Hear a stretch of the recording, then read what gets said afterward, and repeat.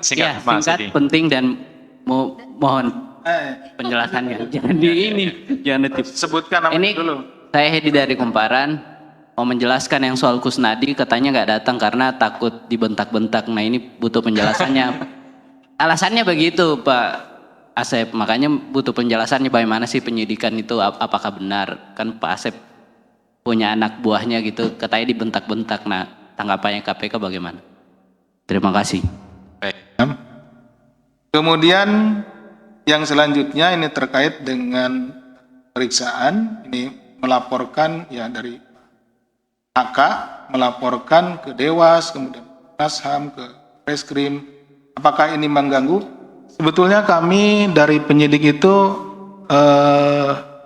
menyambut baik apa yang dilakukan oleh Pak HK, karena ini juga bagi kami penyidik itu merupakan kontrol bagi kami gitu ya. Pekerjaan-pekerjaan kami ketika dilaporkan ke Dewas itu akan diuji di Dewas.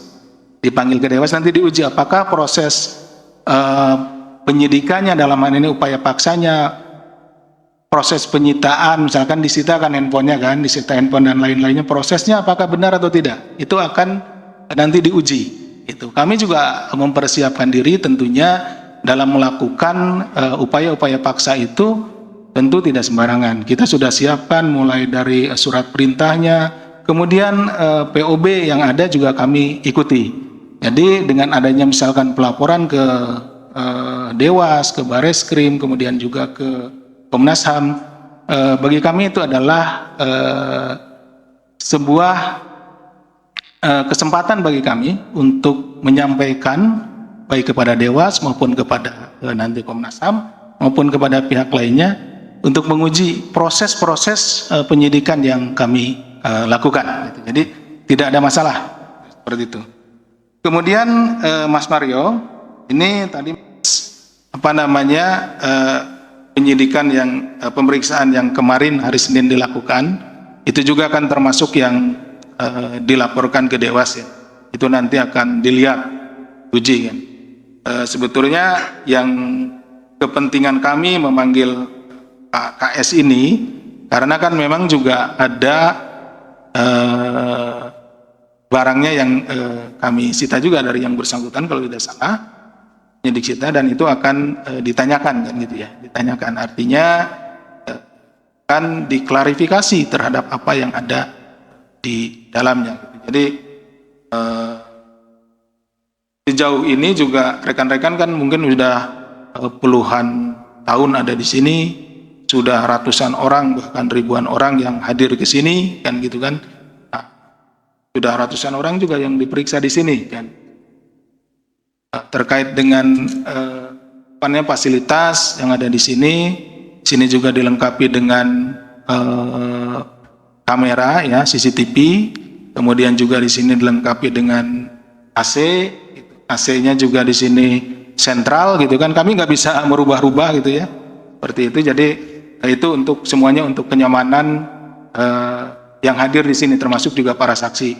Juga pada saat memberikan kesaksian, tentunya kami juga memberikan waktu kepada saksi atau masyarakat yang menjadi saksi ataupun bahkan tersangka untuk pada saatnya makan siang, diberikan makan siang, diberikan waktu untuk istirahat, untuk sembahyang, gitu ya.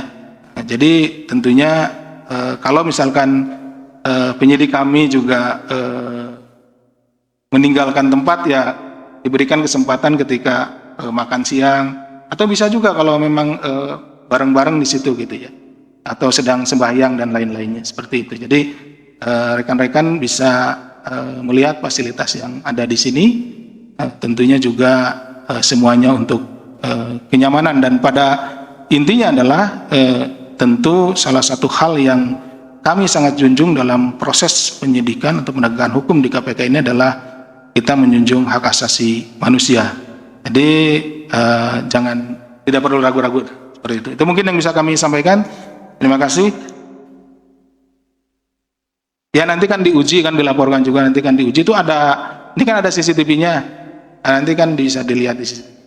Kita kan diuji di di Komnas HAM, diuji tadi di Dewas, kemudian di yang lainnya. Jadi kami berterima kasih, justru itu adalah kesempatan bagi kami untuk mempertanggungjawabkan apa yang kami